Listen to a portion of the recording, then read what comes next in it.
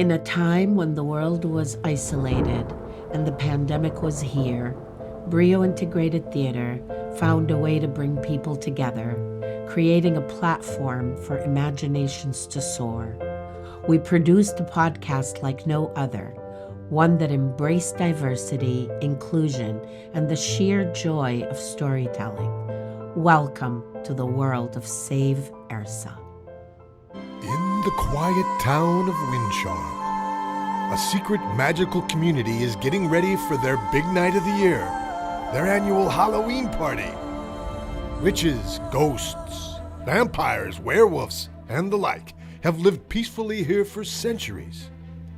Unbeknownst to the local citizenry, who are called the Unmagicals or Unmags, or sometimes the Ums, or sometimes like Mildred, the witch who owns the little shop, the Cauldron, he calls them my friends.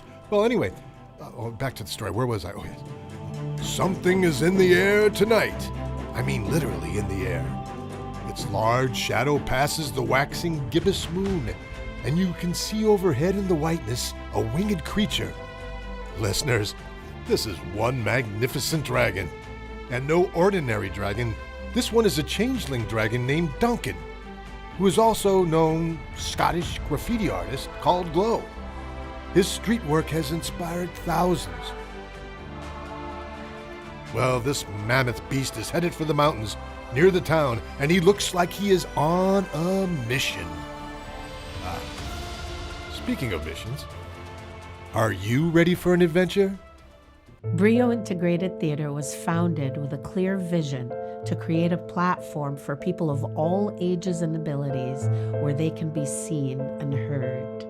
We wanted to break down all barriers, whether societal, physical, cultural, and create a space for those whose voices are often unheard. So when the pandemic hit, we knew we had to adapt. We had to take this opportunity to create and collaborate. We didn't want to let it slip away. Unfortunately, my dad passed away in April of 2020.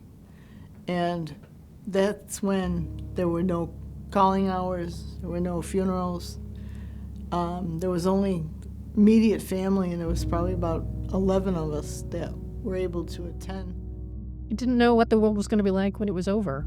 At the time, couldn't even imagine, will we be able to go out without masks again ever? And that was scary. I hated not being around people. No gatherings. Ugh. It was boring. Even my cousin's wedding had to be a Zoom wedding. People can be so mean sometimes. People wouldn't bully me anymore.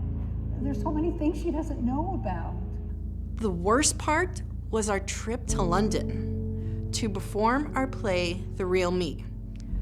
It was postponed. It was tough for the kids. My son was a senior in high school and missed his prom, and both kids were in the high school musical, which didn't happen. They were days away from opening. We were part of that world. I can remember being here during the height of the pandemic, most often in this facility by myself, for days and hours at a time. COVID time, call it that for a moment, where a lot of emotional drain was taking place, having to close a business I'd been running for 20 years, helping people, where everybody who worked there saw themselves as meaningfully employed. It was a period that wasn't a lot of fun.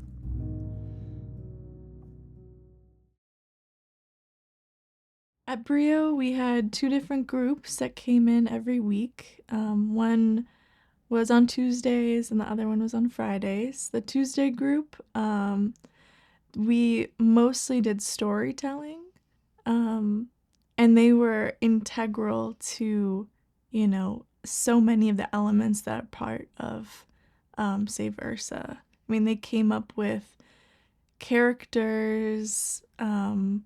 They were always coming up with these amazing, intricate ideas. We watched The Nightmare Before Christmas. We created our magical characters.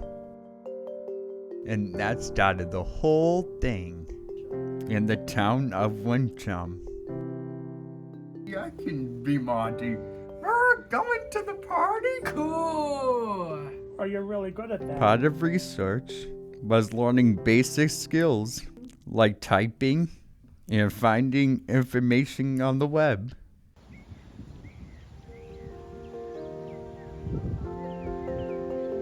Researching our story, we would go into the community and explore.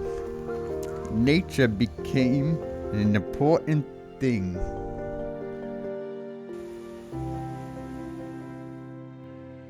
Wincharm is modeled after Winchester. The oak tree at the Commons inspired our Tree of Life Yggdrasil. Happy Our town loves Halloween as much as Winchester, with its decorations, kids' window painting contest, as well as local favorite spots. My favorite research was our cooking sessions, and that's so that we can incorporate all the eggs in, where we tried recipes that our characters made. Our two ghosts, James and Judith, are ballroom dancers. We learned about all kinds of dancing. Guest artist Tim Leahy gave us acting lessons that helped a lot. Great food and music. So I started attending writing meetings over Zoom. And it was really fun. I mean, I felt like I was able to flex my writing muscle for the first time in probably a couple months since graduating college. When they asked me to participate in this project, I said yes, and I came up with the idea of the character of Duncan, the dragon. Duncan's addition really changed the script, and eventually he evolved into being the main character. Me and my co-writer Alex had so much fun writing this. Our characters got a lot more complicated, and we created a strong subplot about them. Plus, it added some nice comic relief to the story. So the story of Save ERCE is set in 1980, in the 3 days leading up to Halloween. So Nick and I kind of use those radio show scenes to help set up each episode, set up a sense of time, a sense of place. A lot of the scenes that we had, we would, be talking about things that were happening around Wincharm, which is the town in the podcast. Long time interested in neo-paganism and read a lot about it. Had some experience with rituals, but was just interested and thought it was a fun thing, and I liked the idea of being able to find some authenticity for it. If they wanted to put something in the script where there was an actual ritual going on, I thought, hey, I can look into that.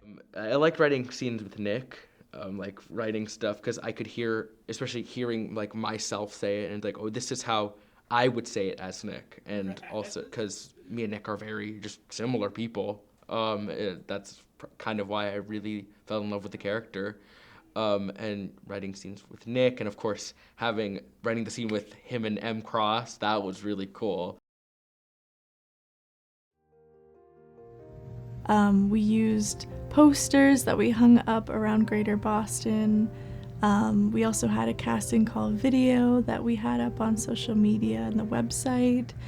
And we also had casting calls up on Backstage, which is a website for actors to find work. And all of those things kind of brought in a lot of people. I had never done any voice acting work before, but I had done a lot of work on stage and theater, and it seemed really interesting to me. So I I checked it out, I saw the website, looked over the character list, and I really fell in love with the character of Nick, this teenager who finds out that he's a bit more special than he once thought.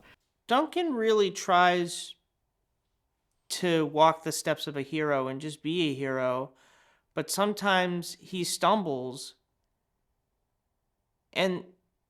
Or there are even some cases where he manages to surprise even himself with what he can do. And as a result, he was just a cool character to play, and it was very fun to be playing such a complex character like this. I need your help. Your Drizel needs your help. Calm down, Duncan. My mother came from Budapest. So, not that she had a strong accent, but this accent of Bela Lugosi, who spoke like this, was not, to me, frightening. It was sort of friendly. So when I saw the role of the friendly, lovable, kind, emotional vampire, I said, that's the way vampires ought to be. Whoa, okay, Geb, so are you a believer like me now? Alex and I ended up playing our characters. Honestly, it wasn't as much fun as writing, but once I was in front of the microphone, I think I did okay. It was my first time voice acting. In the podcast, I was Gab, the co-host of the radio show that I also wrote for, and it was really fun to bring her to life. My original character was the movie critic, which was fun for me because I like movies and I like to critique them, so it all came together. And then I got the call back to play Samuel, who the father of the teen witch Electra, which was a really interesting character, very complex and thoughtful. And that was a really challenging and fun character to play. And I'm glad I got to do that, to see that character kind of grow over time and mature. And it's been a great experience. Well, at first, I really did miss the stage, the audience, and acting with other actors. But I started to like it. And I really like my character, Electra. She's one of the teenage witches. And get to see her changing, how she sees the world around her, and how she sees herself and understands her own powers. Well, as we got into it, did more recordings, I started to get really excited about doing the next one.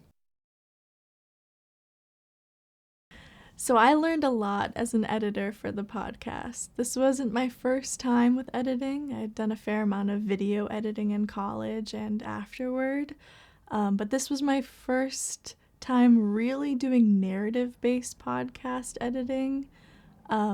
And it was a little bit of a learning curve because you really had to create a sense of a world with just sound. And part of that is, sound effects, music, obviously the voiceovers are a huge part of that. So you really can't miss a beat. So every little thing counts in every single scene. And that was something that I really had a lot of fun with. I think it's very detail-oriented work, and I found it really fulfilling. To me, it's fascinating listening to the final product. It sounds so natural, like we're all together. It's really hard to tell that things were recorded individually. And my friends and family who've listened to it are shocked by that as well. So kudos to the editing and all the production that went into it, because it sounds fantastic and it just really does sound like we're all together.